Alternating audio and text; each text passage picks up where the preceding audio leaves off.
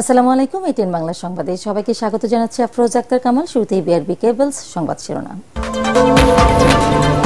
রাজনৈতিক দলগুলো কম সংস্কার চাইলে ডিসেম্বরে এবং বেশি চাইলে আগামী বছর জুনে নির্বাচন। সাবেক দুই মার্কিন রাষ্ট্রদূতের সাথে বৈঠকে প্রধান উপদেষ্টা। বর্তমান পরিস্থিতিতে এবছর নির্বাচন সম্ভব নয় মনে করেন এনসিপি নেতা নাহিদ ইসলাম। সবার আগে জুলাই ঘোষণাপত্রে ঐক্যমতে পৌঁছানোর তাগিদ।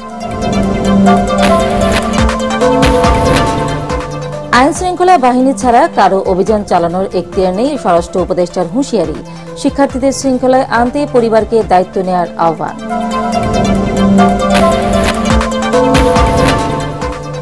এবং অর্থ পাচার মামলায় খালাস পেলেন তারেক রহমান ও ব্যবসায়ী গিয়াসউদ্দিন আল মামুন। তাদের বিরুদ্ধে অপরাধের কোনো প্রমাণ মেলেনি বলছে দুদক।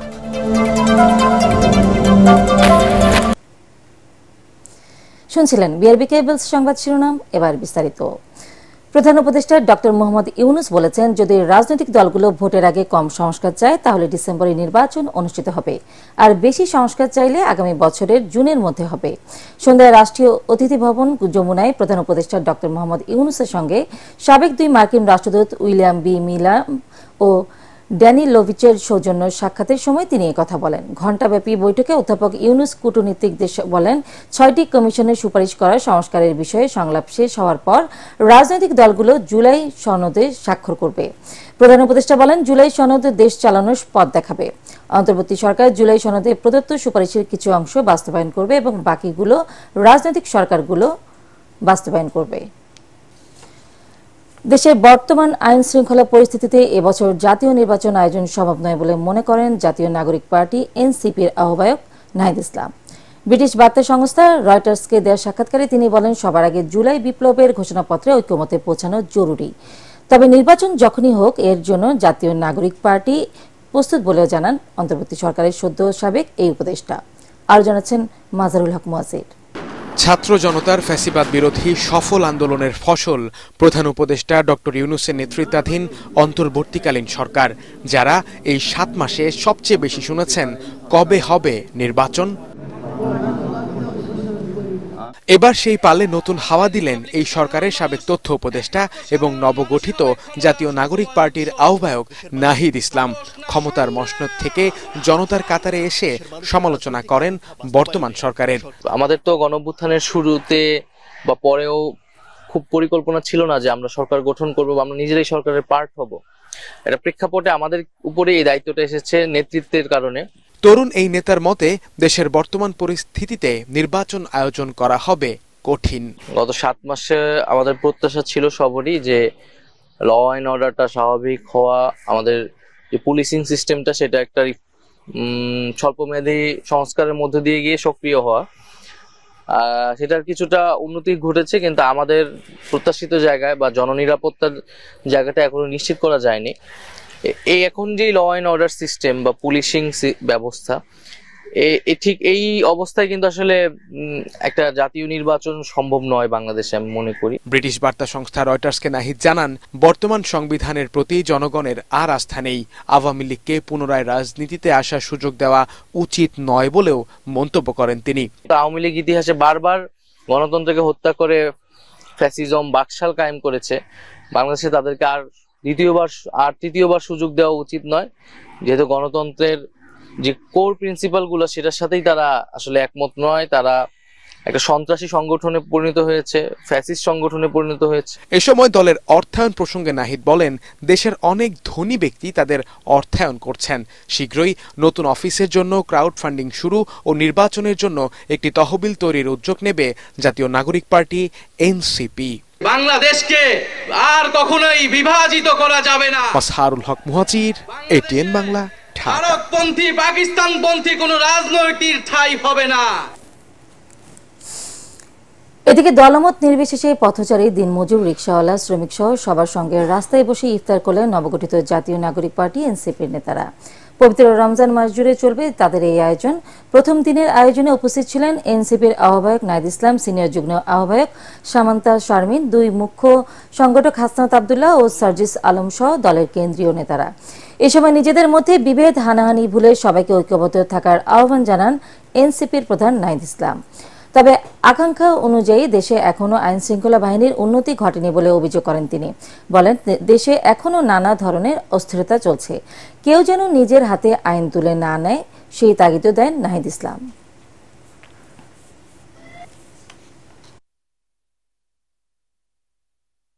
রমজান আমাদেরকে আত্মসংযম এবং ধৈর্য এবং সহনশীলতার শিক্ষা দেয়। আমরা সেটা ধারণ করব পুরো রমজান মাস জুড়েই, যাতে দ্রব্যমূল্য আরও নিয়ন্ত্রণে থাকে এবং ঈদের সময় মানুষ যাতে স্বস্তিতে ঈদের বাজার করতে পারে এবং নিরাপদে তার যে বাসায় ফেরত যেতে পারে, নিরাপদে সড়কের যাতে নিরাপত্তাটা থাকে, সেই বিষয়গুলো সরকার নিশ্চিত করবে, এটা আমাদের প্রত্যাশা থাকবে। ২৪ গণঅভ্যুত্থান হঠাৎ করে আবির্ভূত হয়নি, এটা ছিল গণতন্ত্রকামী মানুষের দীর্ঘস্থায়ী সংগ্রামের অংশ, যার ভিত্তি তৈরি করেছে বিএনপি ও অন্যান্য গণতান্ত্রিক দল। এমন মন্তব্য করেছেন বিএনপি মহাসচিব মির্জা ফখরুল ইসলাম আলমগীর। বাংলাদেশে কর্মরত বিভিন্ন দেশের কূটনীতিকদের সম্মানে বিএনপির ইফতার অনুষ্ঠানে তিনি বলেন, এই বিদ্রোহ জাতির সামগ্রিক স্বাধীনতার প্রতিনিধিত্ব বহন করে। জাতিসংঘের তদন্ত প্রতিবেদনে ফ্যাসিস্ট হাসিনা সরকারের হত্যা, দমন, নির্যাতনের বিষয়টি উঠে এসেছে বলে উল্লেখ করেন মির্জা ফখরুল। বিদেশি বন্ধুরা বাংলাদেশের বিকাশে সহযোগিতা করবে আশা প্রকাশ করে তিনি বলেন, নির্বাচনের মাধ্যমে গণতন্ত্রের দ্রুত প্রত্যাবর্তনই এখন একমাত্র লক্ষ্য। The July-August movement didn't suddenly emerge. Rather, it was a part of the long-standing struggle of democracy-loving people of Bangladesh. BNP and other democratic political parties led the movement. The uprising represents the collective freedom of the entire nation. It is a triumph of shared resilience and testament to the indomitable spirit of Bangladesh people. We also want to ensure that Bangladesh's political fate will be decided by only its people. We expect that our global friends and partners will respect the global norms and non-interference, sovereignty and peaceful resolution of dispute for our collective growth. অন্তর্বর্তী সরকারের মধ্যে যাতে স্বৈরাচারী ভাব না দেখা দেয় সে বিষয়ে তাদের সতর্ক থাকার আহ্বান জানিয়েছেন বিএনপির সিনিয়র যুগ্ম মহাসচিব রুহুল কবির রিজভী। রাজধানীর পল্লবীতে মহানগর উত্তর বিএনপির পক্ষ থেকে হতদরিদ্রদের মাঝে ইফতারি সামগ্রী বিতরণ ও দোয়া মাহফিলে তিনি বলেন, জনতার আকাঙ্ক্ষার বিরুদ্ধে কাজ করায় স্বৈরাচার হাসিনাকে পালাতে হয়েছে, যা ভুলে গেলে চলবে না। দেশের জনগণ নির্বাচন চায় দাবি করে অন্তর্বর্তী সরকারকে ভোটের তারিখ ঘোষণার দাবি জানান রিজভী। এ সময় কিছু উপদেষ্টার বিএনপি বিদ্বেষী মনোভাবের সমালোচনা করেন তিনি। যাদের রক্তের বিনিময়ে স্বৈরাচারের পতন হয়েছে তাদের বিরুদ্ধে কাজ না করার আহ্বান জানান বিএনপির এই মুখপাত্র। তাদের মধ্যে যেন কোনো স্বৈরাচারের বৈশিষ্ট্য না আসে। একটি সরকার যখন জনগণের সমর্থিত হবে সেই সরকারের বিরুদ্ধে সমালোচনা হবে, তীব্র সমালোচনা। যে সরকার সেই সমালোচনা সহ্য করতে পারবে সেই সরকার হবে সফল সরকার, সেটাই হবে গণতান্ত্রিক সরকার। জনগণ 17 বছর ধরে ভোট দিতে পারেনি। জনগণের পক্ষ থেকে দাবি যে কবে অবাধ সুষ্ঠু নির্বাচন হবে, কিন্তু এই সরকার ওই ডেটটা দিতে নারাজ। বহুদিন বলার পর মাস বলেছেন ডিসেম্বর, কিন্তু সরকার তো তারিখও বলতে পারে যে অত তারিখ বা অত তারিখের মধ্যে। কেন বলেন, কিসের ভয়? গত 6 মাসে 24 গণ অভ্যুত্থানের চেতনা কিছুটা ফিকে হয়েছে বলে মন্তব্য করেছেন জামায়াতের নায়েবে আমির ডাক্তার সৈয়দ আব্দুল্লাহ মোহাম্মদ তাহের। রাজধানীর লেডিস ক্লাবে ঢাকা মহানগর দক্ষিণ জামায়াত আয়োজিত সাংবাদিকদের সম্মানে ইফতার মাহফিলে তিনি কথা বলেন। ৭১-এর পর অসৎ নেতৃত্বের কারণে বাংলাদেশ পিছিয়ে গেছে জানিয়ে জামায়াতের নায়েবে আমির বলেন, দুর্নীতিমূলক ও টেকসই গণতান্ত্রিক রাষ্ট্র প্রতিষ্ঠা করতে চান তারা।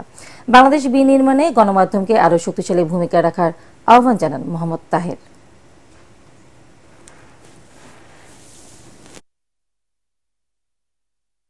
আমরা বারবার রক্ত জীবন দিয়ে ব্যর্থ হই কেন? কারণ আমাদের দুর্ভাগ্য হচ্ছে আমরা অসৎ এবং কম যোগ্য নেতৃত্ব দ্বারা বারবার প্রতারিত হয়েছে এবং পরিচালিত হয়েছে। আজকে বাংলাদেশে সেই রকম একটি স্থায়ী পরিবর্তন দরকার। একটি সাস্টেইনেবল কন্টিনিউয়াস ডেমোক্রেসি এবং ডেমোক্রেটিক এনভায়রনমেন্টকে আমাদের নিশ্চিত করতে হবে। আইন শৃঙ্খলা রক্ষাকারী বাহিনী ছাড়া ছাত্র জনতার নামে অভিযান চালানোর এখতিয়ার কারণ নেই বলে সতর্ক করেছেন স্বরাষ্ট্র উপদেষ্টা জাহাঙ্গীর আলম চৌধুরী। রাজধানীতে এক অনুষ্ঠান শেষে তিনি বলেন, মব জাস্টিসকে কোনোভাবেই প্রশ্রয় দেবে না সরকার। শিক্ষার্থীদের শৃঙ্খলার মধ্যে আনতে পরিবারকে দায়িত্ব নেওয়ার আহ্বান জানান উপদেষ্টা। এমদাদুল্লাহ বাবু রিপোর্ট। জুলাই আগস্টের গণ অভ্যুত্থানের পর বিভিন্ন স্থানে একের পর এক গণপিটুনির ঘটনায় প্রাণ গেছে অনেকের। মবের আড়ালে অনেক জায়গায় টার্গেট করে হচ্ছে দলবদ্ধ হামলা।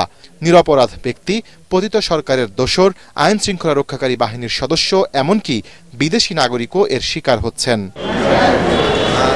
রাজধানীতে টুরিস্ট পুলিশের সদর দপ্তর পরিদর্শনে এসে এসব ঘটনায় আইন শৃঙ্খলা বাহিনীর ভূমিকা নিয়ে প্রশ্নবাণে জর্জরিত হন স্বরাষ্ট্র উপদেষ্টা। এ সময় তিনি বলেন, মব প্রতিরোধে কাজ করছে সরকার, এক্ষেত্রে জনগণকেও সচেতন হওয়ার আহ্বান জানান তিনি। এটা তো আমাদের হচ্ছে, বাট এটা আমরা যেই জায়গায় হচ্ছে আমরা কিন্তু সাথে সাথে তাদের আইনের আওতায় নিয়ে আসতেছি। জনগণ এত উচ্ছৃঙ্খল হয়ে গেলে কিন্তু অনেক সময় সমস্যা হয়। বাহিনী দিয়ে তো সবসময় কন্ট্রোল করা যায় না। এর ক্ষেত্রে যেমন ধরেন আমাদের ছেলে মেয়েদের কন্ট্রোল করার জন্য মা বাবা তারা একটা বড় ভূমিকা পালন করে, আত্মীয় স্বজন একটা বড় ভূমিকা পালন করে। এই জন্য এই ক্ষেত্রে আপনাদেরও একটা বড় ভূমিকা পালন করতে হবে। ভবিষ্যতে যেন এই ধরনের ঘটনা না ঘটে, এই জন্য আমরা চেষ্টা করে যাচ্ছি। এইটার ক্ষেত্রে কারো কোনো অধিকার নাই আইন শৃঙ্খলা বাহিনী ছাড়া কোনো অভিযান চালানো। ঈদকে সামনে রেখে সড়ক মহাসড়কে ডাকাতি ও ছিনতাই ঠেকাতে আইন শৃঙ্খলা রক্ষাকারী বাহিনীর টহল ও নিরাপত্তা বাড়ানো হচ্ছে বলেও জানিয়েছেন জাহাঙ্গীর আলম। ডাকাতিটা আমি দেখছি এই ইসে থেকে ঢাকা থেকে রাজশাহী এই জন্য একটু সংখ্যাটা একটু বেশি, টাঙ্গাইলের এখানেও একটুখানি বেশি। এগুলি যেন না হয় এই জন্য ওই এলাকায় যারা আইন শৃঙ্খলা বাহিনী আছে তাদের আমরা ইনস্ট্রাকশন দিয়েছি। ঈদের ক্ষেত্রে যেন চাঁদাবাজি যেন না হয় এবং ছিনতাই যেন না হয়, এই জন্য আমরা ব্যবস্থা নিচ্ছি। এ সময় টুরিস্ট পুলিশকে আরও বেশি পেশাদারিত্বের সাথে জনসেবায় মনোনিবেশ করার নির্দেশ দেন স্বরাষ্ট্র উপদেষ্টা। ইমদাদুল্লাহ বাবু, ATN বাংলা, ঢাকা। অর্থ পাচার মামলায় বিএনপির ভারপ্রাপ্ত চেয়ারম্যান তারেক রহমান ও ব্যবসায়ী গিয়াসউদ্দিন আল মামুনকে খালাস দিয়েছে আপিল বিভাগ। প্রধান বিচারপতি সৈয়দুর রেফাত আহমেদের নেতৃত্বাধীন 4 বিচারপতির আপিল বেঞ্চ গিয়াসউদ্দিন আল মামুনের আপিল আবেদন মঞ্জুর করে এই রায় দেন। আইনজীবীরা জানান, এ মামলায় আপিল না করলেও এর সুবিধা পাবেন তারেক রহমান। আরও জানাচ্ছেন হুমায়ুন চিশতি। সিঙ্গাপুরে অর্থ পাচারের মামলায় 2016 সালের 21 জুলাই বিচারিক আদালতের খালাসের রায় বাতিল করে বিএনপির ভারপ্রাপ্ত চেয়ারম্যান তারেক রহমানকে 7 বছর কারাদণ্ড দেয় হাইকোর্ট। সেই সাথে তাকে 20 কোটি টাকা জরিমানা করা হয়। এছাড়া ব্যবসায়ী গিয়াসউদ্দিন আল মামুনকে বিচারিক আদালতের দেয়া 7 বছরের কারাদণ্ড বহাল রাখে উচ্চ আদালত। তবে বিচারিক আদালতের দেয়া 24 কোটি টাকার জরিমানা কমিয়ে 20 কোটি টাকা করা হয়। হাইকোর্টের ওই রায়ের বিরুদ্ধে বিলম্ব মার্জনা চেয়ে লিভ টু আপিল করেন গিয়াসউদ্দিন আল মামুন। গত 10 ডিসেম্বর লিভ টু আপিল মঞ্জুর করার পাশাপাশি সাজার রায় স্থগিত করেন আপিল বিভাগ। ক্রেডিট কার্ডের মাধ্যমে টাকা খরচ করলে যে মানি লন্ডারিং হবে, that is an unheard of proposition in the legal arena, যার ফলে অ্যাপিলেট ডিভিশনের পূর্ণাঙ্গ বেঞ্চ তারেক রহমান ও গিয়াসউদ্দিন আল মামুনকে এই মামলার দায় হতে অব্যাহতি দিয়েছেন এবং বলেছেন যে তাদের যে যথাযোগ্য মর্যাদা যে মানহানি হয়েছিল সেটাকেও ফেরত দেওয়া হয়েছে। দুদকের আইনজীবী বলেন, তারেক রহমান ও গিয়াসউদ্দিন আল মামুনের বিরুদ্ধে অর্থ পাচারের যথাযথ প্রমাণ পাওয়া যায়নি। দুদক কেন তাদের বিরুদ্ধে এই মামলা করলো এমন প্রশ্নেরও কোনো উত্তর দেননি তিনি। লিগ্যাল ফর্মালিটি যেগুলো আছে, প্রসিডিউরাল ল, এইগুলা সঠিকভাবে ফলো করা হয়নি। টোটাল কেসে পাচারের কোনো অ্যালিগেশন তারেক রহমানের বিরুদ্ধে নেই। সেখানে আছে যে সে কয় লক্ষ টাকা একটা অ্যাকাউন্ট থেকে খরচ করেছে, খরচ তো আসলে পাচার না। সিঙ্গাপুরে অর্থ পাচারের অভিযোগে দুদকের মামলায় 2013 সালের 17 নভেম্বর ব্যবসায়ী গিয়াসউদ্দিন আল মামুনকে 7 বছর কারাদণ্ড এবং তারেক রহমানকে খালাস দেন বিচারিক আদালত। দুদকের আপিলের প্রেক্ষিতে 2016 সালের 21 জুলাই তারেক রহমানকে 7 বছর কারাদণ্ড ও 20 কোটি টাকা অর্থদণ্ড দেন হাইকোর্ট। হুমায়ুন চিশতি, ATN বাংলা, ঢাকা। ঈদযাত্রায় লঞ্চে অতিরিক্ত ভাড়া আদায় করলে জরিমানা ও নৌযানের লাইসেন্স বাতিলের হুঁশিয়ারি দিলেন নৌ পরিবহন উপদেষ্টা এম শাকাত হোসেন। 15 রোজা থেকে প্রতিটি লঞ্চে নির্ধারিত ভাড়ার তালিকা টাঙানোর নির্দেশ দেন তিনি। সচিবালয়ে প্রস্তুতি সভা শেষে এসব কথা বলেন উপদেষ্টা। জানান, রাতে নৌপথে নিরাপত্তায় থাকবে পুলিশ, কোস্টগার্ড ও নৌবাহিনীর সদস্যরা। লঞ্চে থাকবেন একজন কমান্ডার ও 3 জন করে আনসার সদস্য। রিপোর্ট মাহবুব চকলেট। দক্ষিণাঞ্চলবাসীর ঈদ যাত্রা ফিকে হয়ে যায় গুলিস্তানে পৌঁছালে। তীব্র যানজটে সদরঘাটে যেতে লেগে যায় ঘন্টার পর ঘন্টা, অনেক সময় হেঁটে যেতে হয় কয়েক কিলোমিটার। এবার সেই ভোগান্তি থাকবে না বলে নিশ্চয়তা দিলেন নৌ পরিবহন উপদেষ্টা। 0 পয়েন্ট থেকে সদরঘাট এই রাস্তা উন্মুক্ত রাখতে হবে। যত্রতত্র বাস, 3টা বাস একসাথে দাঁড়িয়ে বন্ধ করতে পারবে না। পারলে আমি রিকোয়েস্ট করেছি পুলিশকে যে ওনারা 3 জায়গায় ওনাদের ক্রেন নিয়ে দাঁড়িয়ে থাকবেন, দরকার হলে বাস ক্রেন শুধু উঠিয়ে নিয়ে যাবে। ঈদ উপলক্ষে প্রতিবারই সচিবালয়ে লঞ্চ মালিকদের সাথে প্রস্তুতি সভা হয়। অতিরিক্ত ভাড়া আদায় বন্ধ সহ অনেক সিদ্ধান্তই আসে, কিন্তু ঈদের সময় দেখা যায় সেই আগের চিত্র। অতিরিক্ত যাত্রী বোঝাই কিংবা ভাড়া বেশি নেওয়ার অভিযোগ ওঠে লঞ্চগুলোর বিরুদ্ধে। এবার সেটি করলে লাইসেন্স বাতিলের হুঁশিয়ারি দেন উপদেষ্টা। নির্ধারিত ভাড়ার উপরে কোনো ভাড়া নেবেন না। সিরিয়াল ব্রেক করলে এখানে মালিক সমিতিরা আছেন, ওই লঞ্চের এগেনস্টে অ্যাকশন নেওয়া হবে। দরকার হলে তার লাইসেন্স সাসপেন্ড করব। শুধু ফাইন না, সেই লঞ্চের রুট পারমিট বাতিল করা হবে। সে যেই হোক, তার যত পাওয়ারই থাকুক না কেন। সরকারের আইন তার চেয়ে বড় পাওয়ারফুল আর কিছু নাই আল্লাহর দুনিয়াতে। সম্প্রতি দেশের বিভিন্ন স্থানে নৌপথে ডাকাতির ঘটনা ঘটেছে, এতে কিছুটা আতঙ্ক আছে। তাই এবার টহল বাড়ানো সহ নিরাপত্তার বাড়তি ব্যবস্থা নেওয়া হচ্ছে। প্রতিটি লঞ্চ যেগুলো রাত্রে চলাচল করবে, বিশেষ করে তাদের জন্য বলা হয়েছে 1-3, একজন কমান্ডার, 3 জন আনসার। এই ক্রিটিক্যাল জায়গাগুলোকে বলা হয়েছে, সেখানে কোস্টগার্ড এবং নৌ পুলিশ প্রয়োজনে আমি রিকোয়েস্ট করেছি নেভি রাতের বেলায় ওখানে যেন এরা থাকে, ইভেন দিনের বেলাও। অহেতুক নৌ পুলিশ অথবা র্যাব অথবা কোস্টগার্ড অহেতুক কোনো লঞ্চে উঠে তল্লাশি শুরু করবেন না। উপদেষ্টা জানান, ঈদের সময় রাতে স্পিডবোট ও বালুবাহী বাল্কহেড বন্ধ থাকবে, আর ফেরিতে যাত্রী নামিয়ে বাস পারাপার করতে হবে। নিশ্চিত করতে হবে নৌযানের ফিটনেস। মাহবুব কবির চপল, এটিএন বাংলা, ঢাকা। জাতীয় পর্যায়ে গৌরবোজ্জ্বল ও কৃতিত্বপূর্ণ অবদানের স্বীকৃতি হিসেবে এবছর স্বাধীনতা পুরস্কার পাচ্ছেন 8 বিশিষ্ট ব্যক্তি। মন্ত্রী পরিষদ বিভাগ সূত্রে যাদের নাম জানা গেছে তারা হলেন মুক্তিযুদ্ধের সর্বাধিনায়ক মরণোত্তর জেনারেল MAG ওসমানী, মরণোত্তর পপ সম্রাট আজম খান, লেখক ও ইতিহাসবিদ বদরুদ্দিন ওমর, মরণোত্তর স্যার ফজলে হাসান আবেদ, মরণোত্তর ভাস্কর নোবেরা আহমেদ, মরণোত্তর কবি আল মাহমুদ, বিজ্ঞানী জামাল নজরুল ইসলাম এবং বুয়েট শিক্ষার্থী আবরার ফাহাদ। তবে স্বাধীনতা পুরস্কার গ্রহণ করবেন না বলে জানিয়েছেন লেখক ও ইতিহাসবিদ বদরুদ্দিন ওমর। রাতে গণমাধ্যমে পাঠানো বিবৃতিতে একথা জানান তিনি। রমজানের 5ম দিনে জমে উঠেছে পুরান ঢাকার চকবাজার এলাকার ইফতার বাজার। কাবাব থেকে শুরু করে মুখরোচক সব খাবারের পসরা ছিল গোটা এলাকায়। তাই তো বাহারি ইফতার সামগ্রী কিনতে রাজধানীর নানা প্রান্ত থেকে এখানে ছুটে আসেন ভোজন রসিকরা। আরো জানাচ্ছেন ঐশী গোস্বামী প্রমা। রোজার মাসে ঢাকাবাসীর কাছে চকবাজার হয়ে ওঠে বাহারি ইফতার সামগ্রীর স্বর্গরাজ্য।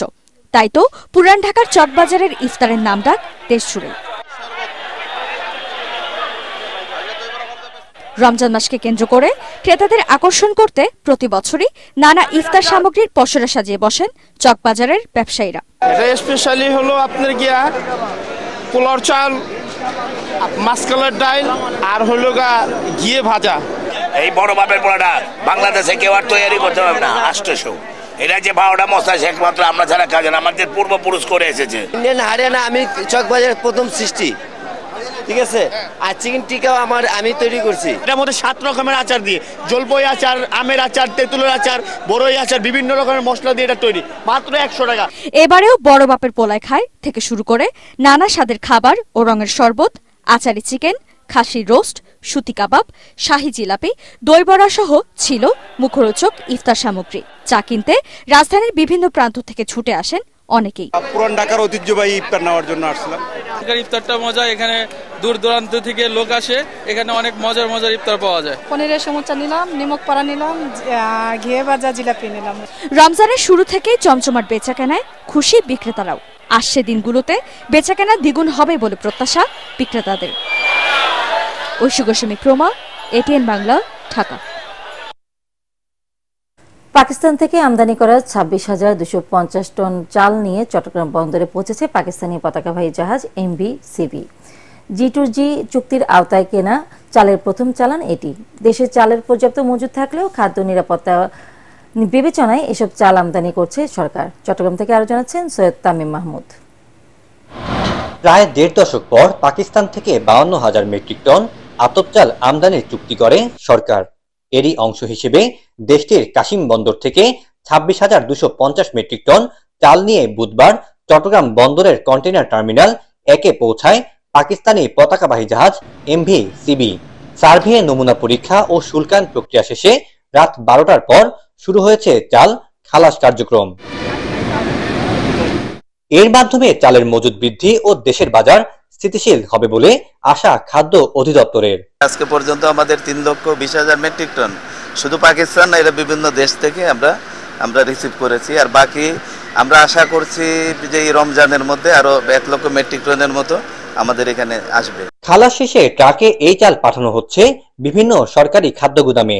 পাকিস্তান থেকে আমদানি করা চালের বাকি চালান চলতি মাসের মাঝামাঝিতেই দেশে আসবে বলে জানিয়েছে স্থানীয় শিপিং এজেন্ট। এই চালানে 26,500 টন, 26,300 টন প্রথম চালান আসে। দ্বিতীয় চালানটি আগামী 11 তারিখ আসবে MV মরিয়ম জাহাজে করে। গত 14 জানুয়ারি ঢাকায় সরকারি পর্যায়ে পাকিস্তান থেকে 50,000 টন চাল আমদানির সমঝোতা স্মারক সই হয়েছিল। সৈয়দ তামিম মাহমুদ, এটিএন বাংলা, চট্টগ্রাম। পার্টেক্স খেলার খবর।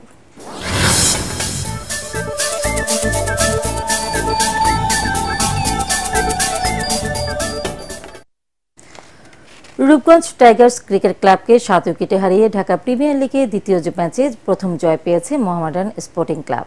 মিরপুরে আগে ব্যাট করে নির্ধারিত 50 ওভারে 9 উইকেটে 222 রান তোলে রূপগঞ্জ। সর্বোচ্চ 41 রান আসে আল আমিন জুনিয়রের ব্যাটে, তবে জবাবে 73 বল হাতে রেখে জয় তুলে নেয় তামিম ইকবালের দল। 97 বলে 81 রানে অপরাজিত থাকেন মাহিদুল অঙ্কন। 47 বলে 64 রানে অপরাজিত থাকেন তাহিদ হৃদয়। শেষ করার আগে বিআরবি কেবলস সংবাদ শিরোনাম আরো একবার। রাজনৈতিক দলগুলো কম সংস্কার চাইলে ডিসেম্বরে এবং বেশি চাইলে আগামী বছর জুনে নির্বাচন। সাবেক 2 মার্কিন রাষ্ট্রদূতের সাথে বৈঠকে প্রধান উপদেষ্টা।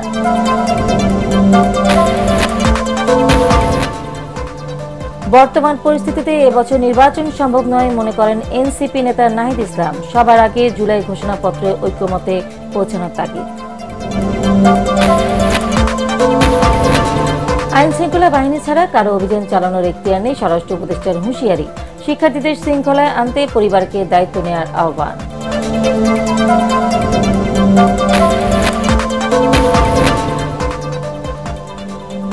এবং অর্থ পাচার মামলায় খালাস পেলেন তারেক রহমান ও ব্যবসায়ী গিয়াসউদ্দিন আল মামুন। তাদের বিরুদ্ধে অপরাধের কোনো প্রমাণ মেলেনি বলছে দুদক।